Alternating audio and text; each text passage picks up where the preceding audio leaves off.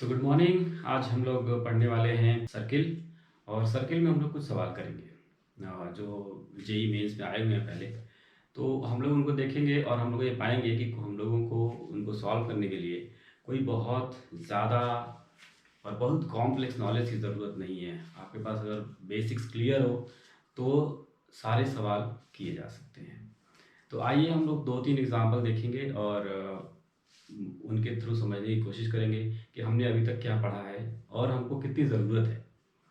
चलिए, सवाल ये है कि एक सर्किल है जो कि x is equal to Y line से टच करता है और वो टच कहाँ करता है? 1 1 पे। मान लो अगर ये p है तो ये 1 1 पे यहाँ टच करता है और यहाँ 1 - 3 से हो करके ये गुजरता है। तो ये चीज आपको दी हुई है। फाइंड क्या करना है? इसका रेडियस। तो करना आपको यह है कि find radius.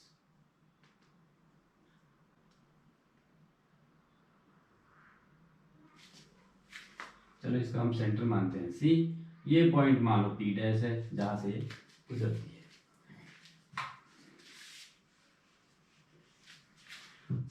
Line X is equal to Y, देखो यही होगी। सवाल जो दिया हुआ है उसमें लाइन लाइन ड्रॉ नहीं की हुई है। Line is equal to X is equal to Y जो होगी यही लाइन होती है जो कि 45 डिग्री एक्सिस से बनाते हुए जाती है। तो अब मान लो अगर आपको इसको हमको फाइंड क्या करना है? रेडियस, यानी कि पी सी या चाहे पी सी पी डैश कोई भी फाइंड कर लो। हमने कि मान लिया कि सेंटर जो है एच है, एच के है। लेट सेंटर इज एच के। एच के हमने मान लिया, ठीक है। अब क्योंकि ये टेंजेंट है और ये रेडियस है तो ये इसके ऊपर परपेंडिकुलर होगी, यानी कि एक नॉर्मल लाइन हो जाएगी। इस लाइन का जो इक्वेशन है वो है आपका y is equal to X, ठीक है। इसका अगर मान लो इसका स्लोप, तो स्लोप m1, इसका स्लोप मान लो m कितना हो जाएगा 1, ठीक है। और तो सिमिलरली आपको अगर मान लो इसका स्लोप लिखना है तो स्लोप ऑफ PC, क्योंकि मान लो ये m1 है, इज इक्वल टू -1 हो जाएगा। क्यों? क्योंकि m1 इज इक्वल टू -1, ये दोनों परपेंडिकुलर लाइन है इसलिए, ठीक है। अब अगर ये -1 है तो इसका इक्वेशन क्या हो जाएगा फिर? ठीक है, इसका इक्वेशन हो जाएगा ये लाइन स्लोप -1 पास होती है 1 1 से। इसका इक्वेशन क्या हो जाएगा? 1 y -1 x -1, ये लाइन हो। तो इसको छोटा सा -x और यहाँ हो गया +1, तो इधर ले आओ x + y is equal to 2। x + y is equal to 2 ये लाइन का इक्वेशन है। h के उसी पे है तो क्या हो जाएगा? h + k is equal to 2, ठीक। अब अगर हम लोग h के फाइंड कर लेंगे तो हमारा रेडियस निकल जाएगा, क्योंकि एक पॉइंट तो हमको पता ही है। दूसरा, अब क्योंकि अब देखो इससे क्या हुआ, h और k दो वेरिएबल हैं तो कम से कम दो इक्वेशन चाहिए जिससे कि हम लोग h और k की वैल्यू निकाल सकें। दूसरा कहाँ से आएगा? दूसरा यहाँ से आएगा, ये पास होता है इसके यहाँ से, और क्योंकि ये भी रेडियस है ये भी रेडियस है तो ये रेडियस रेडियस, ये लेंथ सेम होगी। ये लेंथ दोनों कितनी होने वाली है? देखो, तो h - 1 का स्क्वायर प्लस h k - 1 का square is equal to h - 1 का स्क्वायर प्लस k -3 + 3 का स्क्वायर। ऐसा इसलिए लिखा क्योंकि ये और ये सेम है, ये भी सेम है ये भी सेम है। और हम लेंथ कैसे निकालते हैं? x1 - x2 का स्क्वायर प्लस y1 - y2 का होल स्क्वायर और रूट अंडर। इसको सॉल्व कर लो फटाफट। देखो ये खत्म, बच गया सिर्फ इतना सा। तो k² - 2k + 1 is equal to k² plus 6k + 9। क्या हो गया? k² कट गया, ये माइनस है, इसको इस साइड लाओ इसको इस साइड लाओ, क्या हो जाएगा 8k is equal to 1 minus 9 minus 8, ठीक है। तो k इज इक्वल टू -1, तो k इज इक्वल टू आपको -1 मिल गया यहाँ से, ठीक है। जब k इज इक्वल टू -1 मिल गया तो इस k को यहाँ पुट कर दो, तो h इज इक्वल टू 2, तो h इज इक्वल टू 3, ठीक है। तो इसका सेंटर जो हो गया आपका 3 - 1, सेंटर हमारा हो गया 3 - 1। अब रेडियस, जब सेंटर पता चल गया, ये पता ही है, इसका रेडियस कितना हो जाएगा √, ठीक है, 3 - 1 का स्क्वायर प्लस -1 का स्क्वायर, 2 स्क्वायर प्लस 2 स्क्वायर, क्या होने वाला है भाई, ठीक है, 8, 2 × 4 यानी कि 2 × 2, ये हो गया, ठीक है। तो ये कितना टाइम लगा आपको, मुश्किल से 4-5 मिनट में, और वो भी जब आप करेंगे तो आप बोर्ड पे ऐसे नहीं लिखेंगे, आप थोड़ा पास कर सकते हैं इसको। तो 2√2 इसका आ गया। इसमें कोई भी एडिशनल कॉन्सेप्ट की जरूरत पड़ी, बिल्कुल नहीं पड़ी।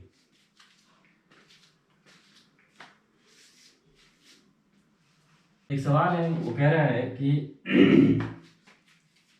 एक सर्किल है जो कि x² + y² = 1 को टच करता है और y एक्सिस को टच करता है, ये दोनों को टच करता है, तो उस सर्किल का लोकस बताओ, ठीक है। एक सर्किल है जो x² + y² = 1 को टच करता है और साथ साथ y एक्सिस को भी टच करता है, उस सर्किल का लोकस बताइए, सॉरी, उस सर्किल के सेंटर का लोकस बताइए, ये वो पूछा है। तो अगर आप इसको थोड़ा सा इसका डायग्राम बनाएंगे तो एकदम 1 मिनट में सवाल बन जाएगा। जैसे देखो, ये हमारा रेक्टेंगुलर एक्सिस है, ठीक है। अब ऑब्वियसली ये जो सर्किल है ये हो गया x² + y² = 1, ठीक है, सेंटर 0 0 और रेडियस 1, तो यहाँ से यहाँ तक ये 1 है। अब वो सर्किल जो है एक्सटर्नली इसको टच करता है, ये सवाल में है कि एक्सटर्नली इसको टच करता है और y एक्सिस को भी टच करता है, ऐसा है कुछ, ठीक है, ये कुछ ऐसा है, y एक्सिस को भी टच करता है और इस सर्किल को भी टच करता है। तो ये जो सेंटर है इसका लोकस बताओ, ठीक है। तो ये सेंटर मान लो, हम यहाँ मान लेते हैं ये है h के, ठीक है। अब अगर मैं देखूं, ये देखो, क्योंकि ये टच करता है तो ऐसा होगा, इसको मान लेते हैं हम C, और ये यहाँ भी टच करता है तो ये हमारा हो गया ऐसे, ये मान लो P, इस पॉइंट P पे y एक्सिस पे टच करता है, और क्योंकि ये आपस में टच करते हैं तो जो हमने एक इसका ये टेंजेंट खींच लिया यहाँ से लेके यहाँ तक। अब आप इसमें देखो, C और O को मैंने मिला दिया है, क्या होने वाला है, क्योंकि ये y एक्सिस से टच करता है और अब ये रेडियस जो होगी इसके परपेंडिकुलर होगी, क्योंकि जो टेंजेंट है टेंजेंट के परपेंडिकुलर रेडियस होती है, ठीक है। तो ये आपका जो एंगल बन जाएगा PCO, जो ट्रायंगल है, ये हो गया राइट एंगल ट्रायंगल, और राइट एंगल ट्रायंगल में एंगल OPC जो होगा 90 डिग्री होगा। क्योंकि ये y एक्सिस से लेके और यहाँ पर ये परपेंडिकुलर है तो यही h होगा, है ना, y एक्सिस पे टच कर रहा है और ये h के हमने माना हुआ है, तो PC जो होगा वो h होगा, ठीक है। अब PC जब h होगा तो ये भी h होगा, क्योंकि ये रेडियस है इसका, यहाँ से यहाँ तक मान लो टच करता है T पे, तो CT जो होगा वो भी h होगा, ठीक। इसका रेडियस हमको पता है कि ये 1 है, करेक्ट, और यहाँ से लेके यहाँ तक टोटल कितना है, k है, क्योंकि यहाँ हमने y इसका k लिया हुआ है, तो OP जो है हमारा k है। इसको आप अगर देखोगे इस ट्रायंगल में तो बड़ा सिंपल सा हो जाएगा आपका। इस ट्रायंगल में अगर हम देखें तो हमारा हो जाएगा PC² + OP² = OC², ठीक है। PC क्या है, h² + OP क्या है, के स्क्वायर, ये पूरा यहाँ तक के है, इज इक्वल टू, अब ओ सी क्या है, ठीक है, 1 प्लस एच का स्क्वायर, ठीक है। तो H square plus K square is equal to 1 plus 2h plus H square cut गया, ठीक है। अब होके जाएगा K square is equal to 1 plus 2h, और अगर इसको ऐसे लिखोगे तो ये हो जाएगा 1 प्लस 2h, और ये कोई भी आर्बिट्रेरी पॉइंट मैंने लिया हुआ है h और k।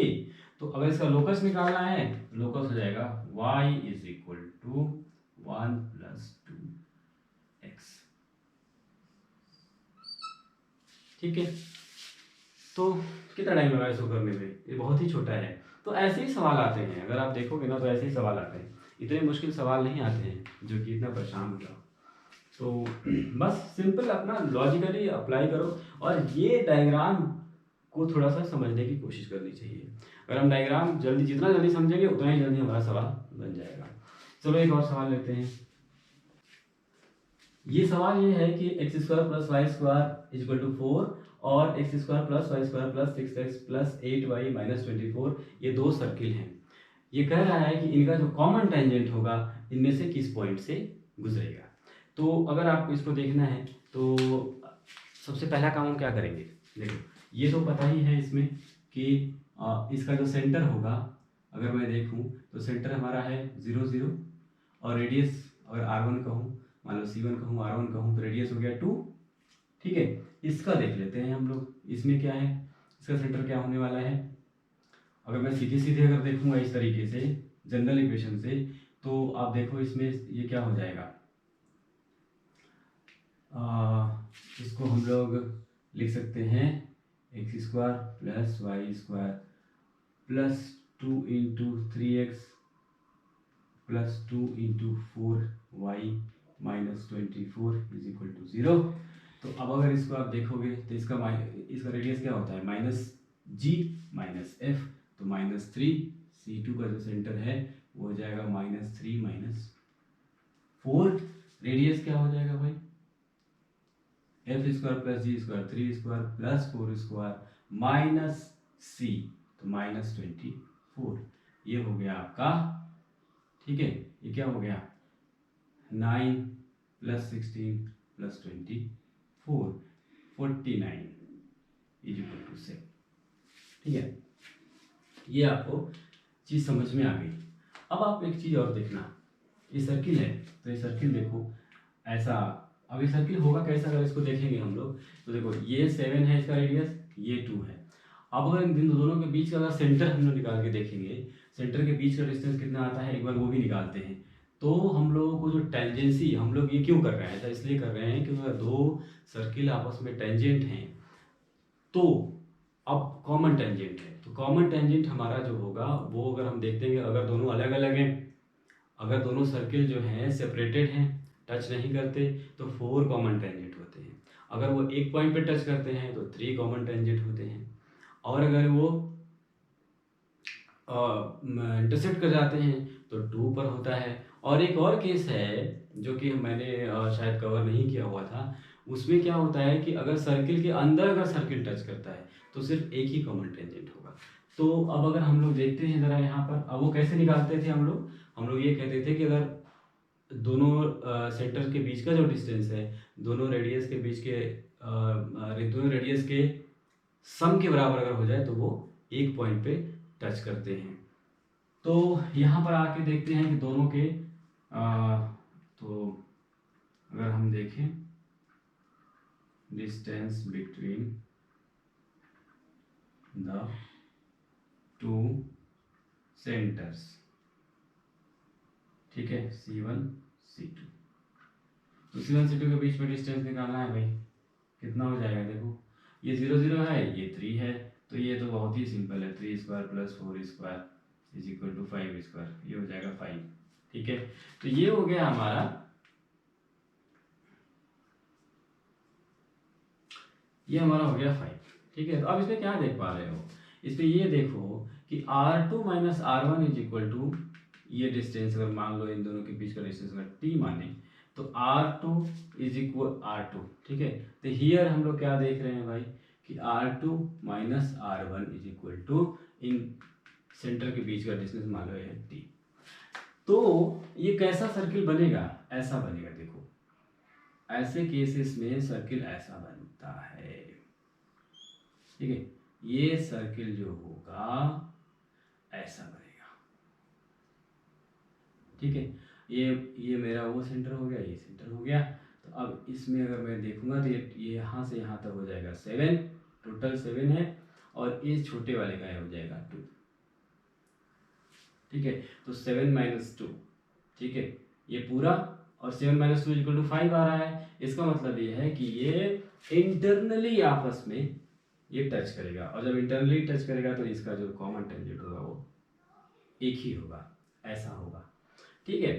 तो अगर मैं देखूं कि ये कह रहा है कि अब ये बताओ कि ये जो कॉमन टेंजेंट है ये कहाँ से, ये जो कॉमन टेंजेंट है वो इससे, इसमें से किस लाइन से पास हो रहा है।